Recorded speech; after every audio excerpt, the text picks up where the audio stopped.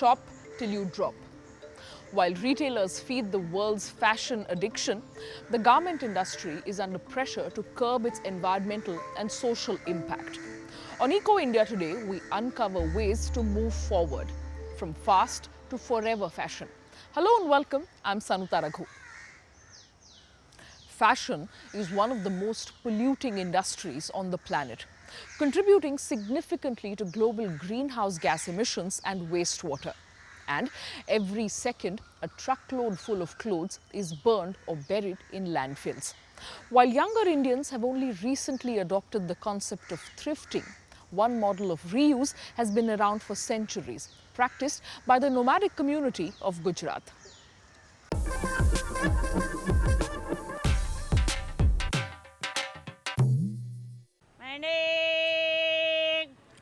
For 30 years of her life, Leela has walked the lanes of Mumbai, going door to door to collect old clothes from local residents. She belongs to the Wagri, a nomadic tribe from northern Gujarat state that has long faced social stigma and discrimination. Its members eke out a living with a reuse model that is unique to India. They exchange used clothes for brand new utensils, plastic wares or cash. We buy the clothes for approximately 10 rupees per piece and sell them for 20 to 30 rupees after washing and ironing them. If the clothes are torn, we have to sew them before we sell them. The Wagri sell the garments they collect at a suburban Mumbai market. It's an informal bazaar, the kind that dot the unmarked lanes of many big Indian cities. There, the clothes are bought by traders who sell them in remote villages where people often can't afford new clothing. An estimated 40 tons of clothes are shipped from a single market like this one to rural regions every month. Whatever is left behind, mostly torn and non-wearable, is sold by weight to rag merchants. Their clients include factories that turn the material into stuffings for car seats or mattresses, for instance. Communities like the Wagris could play a key role in the push toward a circular economy. That's why it's been singled out for support by the social enterprise Bombay Recycling Concern. These people bring in more than 5 to 6 tons of clothing into a single market. If these old clothes were sent to a landfill or ended up in drainage systems, a single piece of clothing would take several years to decompose. India generates close to 8 million tons of textile waste every year. Too often, it ends up in landfills, or worse, in the environment. It's a problem that's only likely to get worse. Worldwide, garment production has doubled in the last 15 years. And with fast fashion still encouraging throwaway consumer habits, the number of times a clothing item is worn before it's discarded has dropped over the past 2 decades by almost 40%. While the fashion industry does fuel growth and development, it's a massively resource-intensive sector. The amount of water used in the fashion industry is an unimaginable amount of 93 billion metric cubes.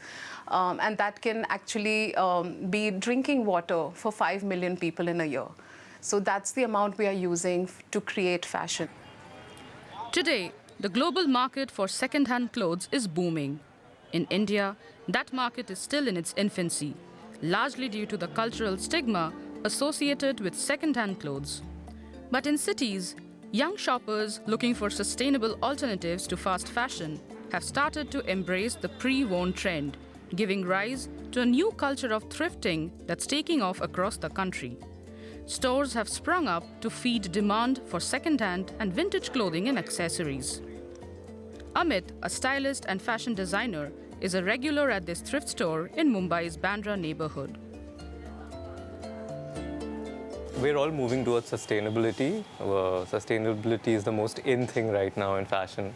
So it just makes sense to recycle stuff rather than, wasting our resources on manufacturing new stuff all the time. Opened in 2019, Bombay Closet Cleanse allows people to walk in and sell their clothes for cash. People who come in here into the store are not people who just can't afford clothes, new clothes. They're doing this because it's a lifestyle change that is going to increase the life cycle of these clothes. Resale is predicted to overtake the e-commerce market in the next few years. Helping guide Indian fashion brands to the second-hand segment are facilitators like Relove, a circular tech platform built by Kirti Punia and Pratik Gupta.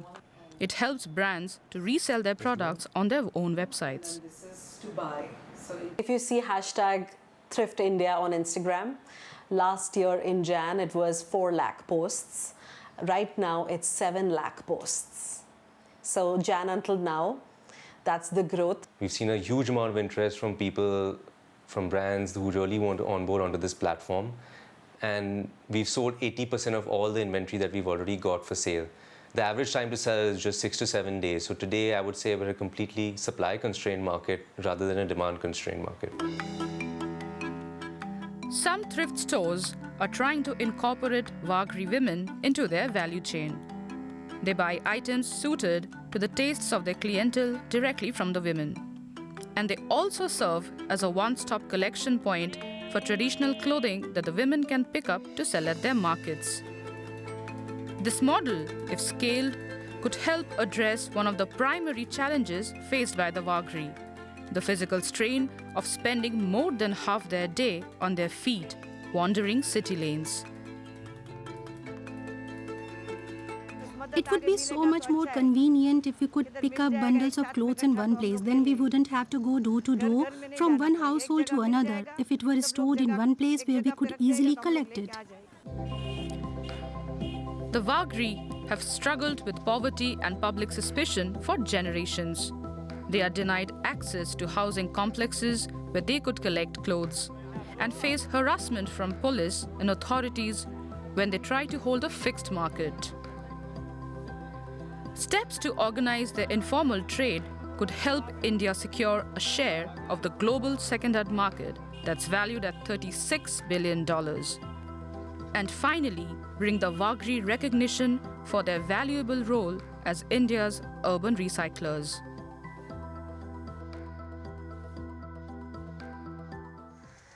Open for business 24/7, e-commerce pushes the frenetic pace of changing trends, encouraging consumers to impulse buy with easy purchases and returns. Chinese retailer Shein has taken fast fashion to new heights with a dizzying output of new styles at rock-bottom prices. As our reporter discovered, its success comes at a cost to those producing its clothes and to the environment. Y'all, the Shein package that I was waiting for arrived, so let's open it. And it's really heavy, so... Welcome to the world of Shine. Yes, I don't think it's Shine. Shein is how I tend to pronounce it. Shein isn't just fast fashion, it's ultra fast. You can get dresses for €5, bags for $6, or corsets for $3. If you want a nose ring for 75 cents, this is your jam.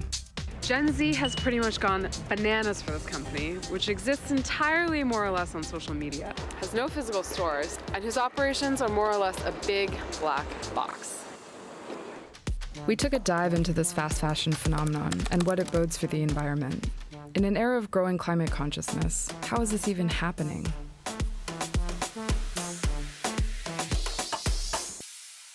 Do you know what Shein is? No. Yes, of course. It's a big online fashion store. Do you shop there? Sometimes, yeah. There's nice stuff. It's cheap, nice fabric.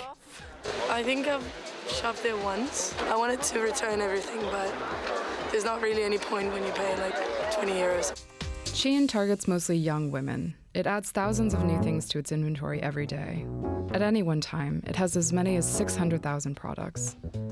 With a typical price tag between $8 and $30, its stuff can be half as cheap as other fast fashion giants. And what is different is that the explosion of young people with phones, it helped with product discovery. This is Sucharita Kodali, an expert on all things e-commerce and parent of 2 Gen Z girls. But Shein's also, from my understanding, paid quite a bit for marketing. Its social media strategy centers around getting celebrities and influencers to market the brand on social media. Katy Perry, Lil Nas X, Rita Ora, Storm Reid, and Yara Shahidi have all gotten on the Shein train.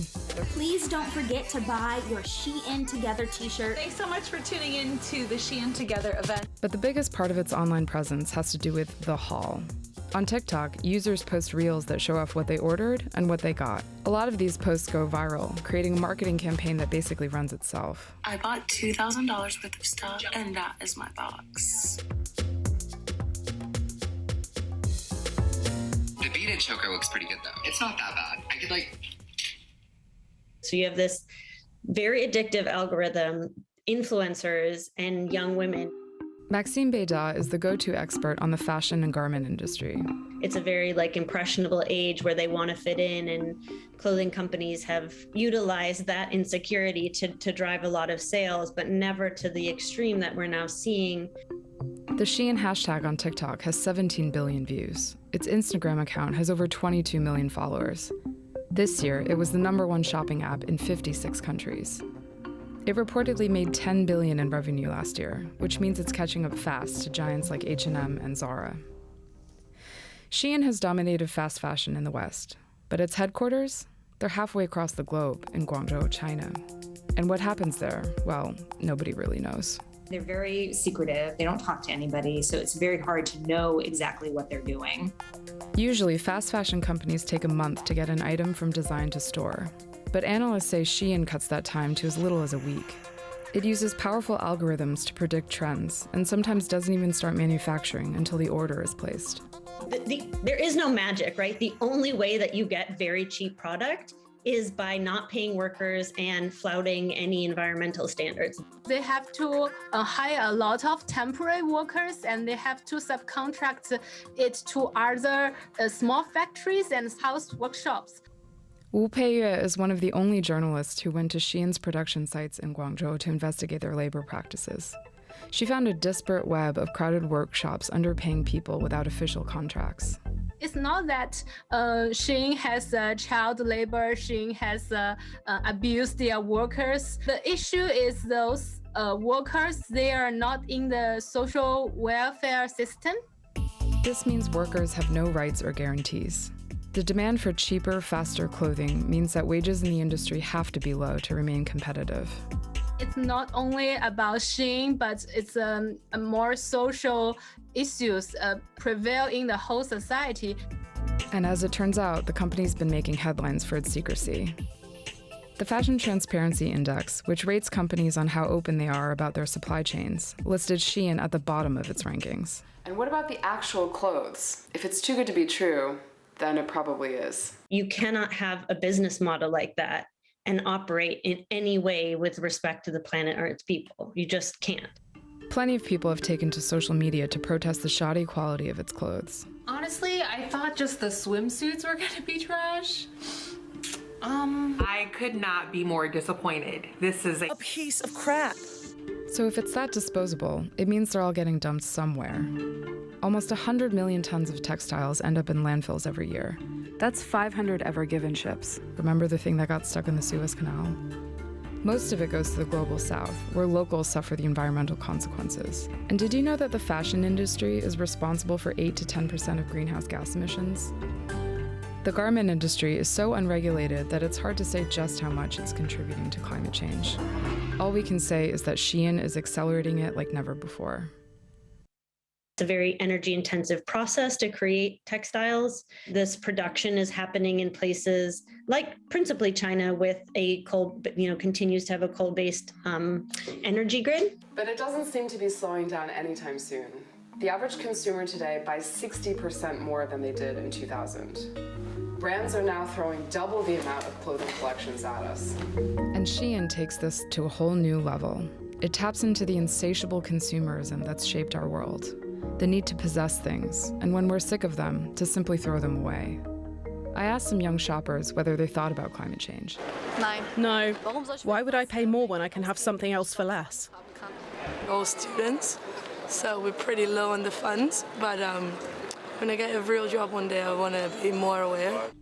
Girl's got a point. Not everyone can afford to think about sustainability.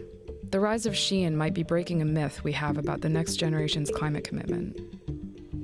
It is a very tall order to ask young people to do the right thing when the messaging is so intense to do something different. When you actually look at the data, kids like 18 to 24 are more environmentally conscious and savvy, but it's actually lower than people who are like 25 to 35.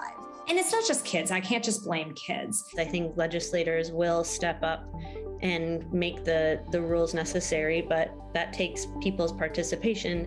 I've seen humans have a capacity from this to really put their heads in the sand. How do you bring those people in a way that's actually engaging and non-judgmental?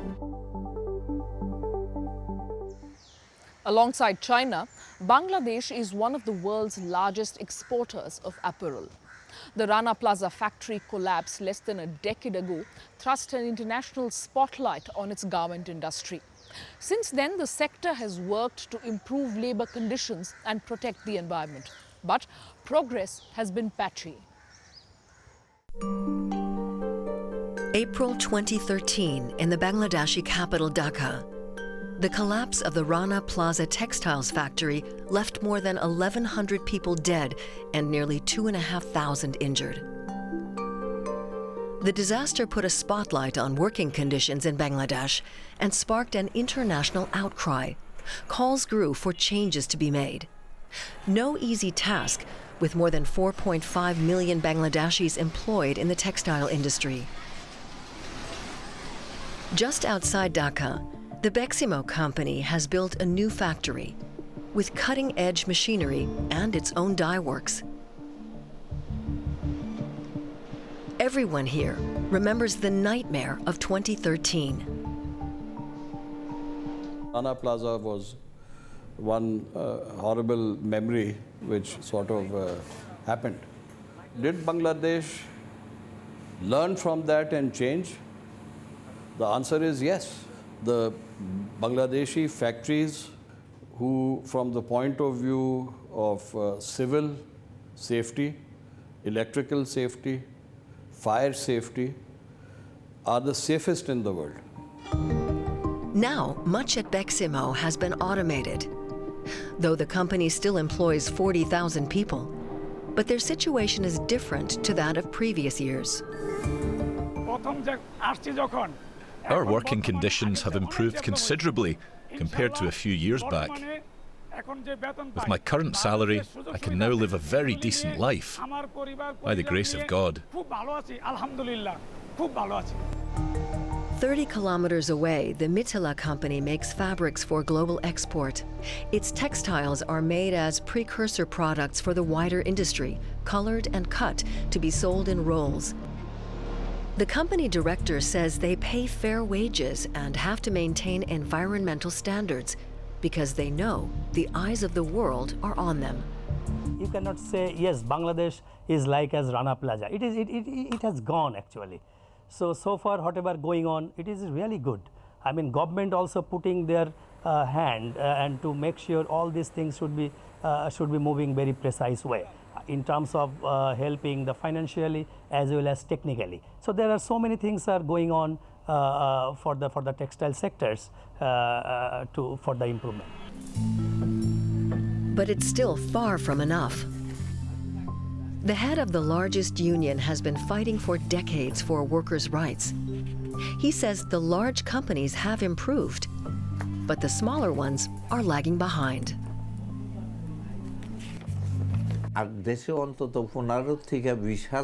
are some 15 to 20,000 small-scale garment factories which supply the demands of the local markets.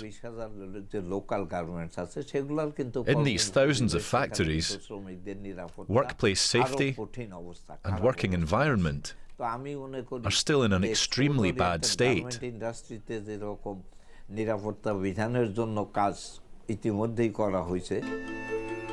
Bangladesh is one of the world's most densely populated countries and also one of its top textile producers. Resources like water are scarce and often polluted.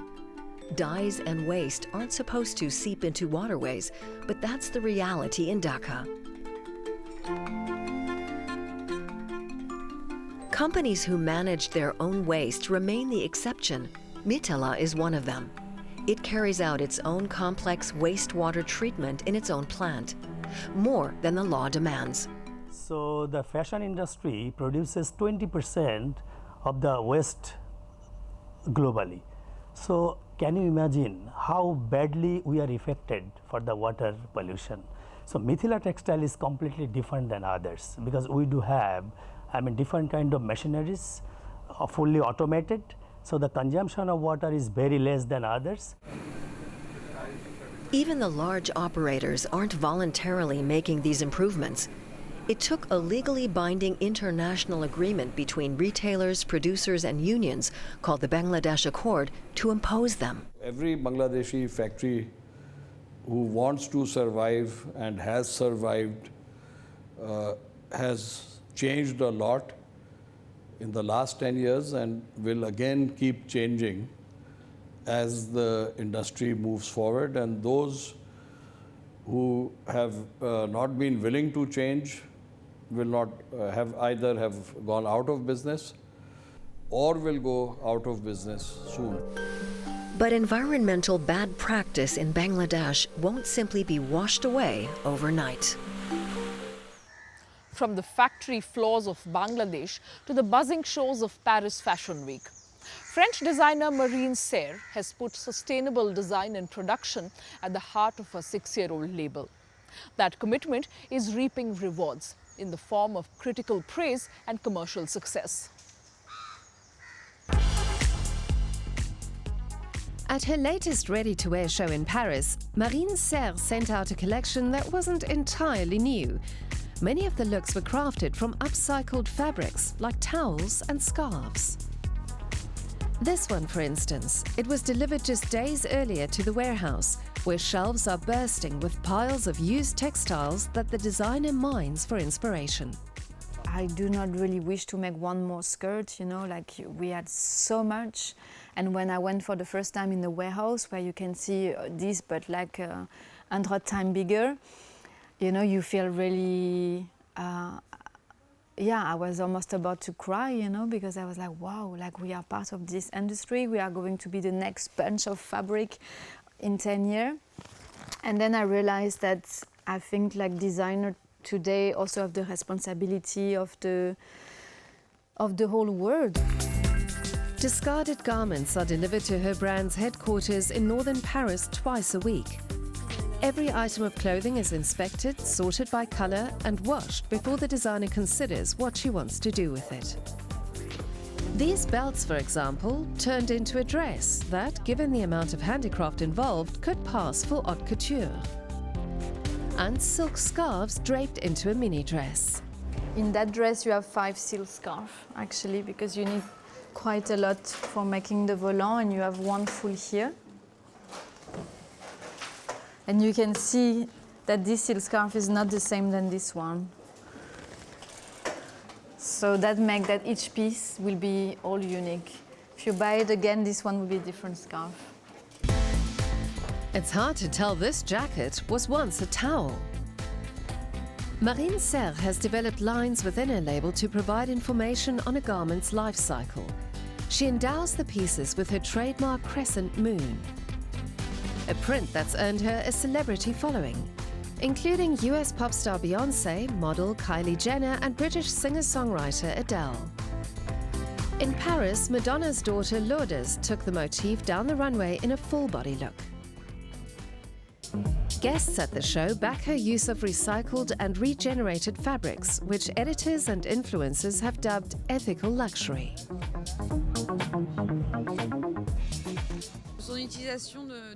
She takes these scraps that society no longer wants, and she transforms them into new clothes. And they're ultra cool, ultra modern, and ultra new. For the 30-year-old designer, upcycling is more than just a buzzword. It's become the bedrock of her business.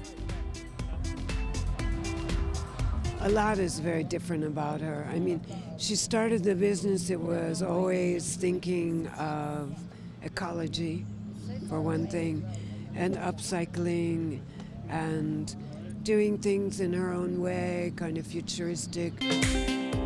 Now Marine Serre can't imagine crafting clothes any other way. By building a brand focused on sustainability, she's proving that reused and dead stock materials have a place in fashion's future. Fashion is uplifting. A piece of clothing can instantly elevate how we feel and project to the world around us. But like we explored today, without sustainability, fashion will only make our future on Earth very difficult.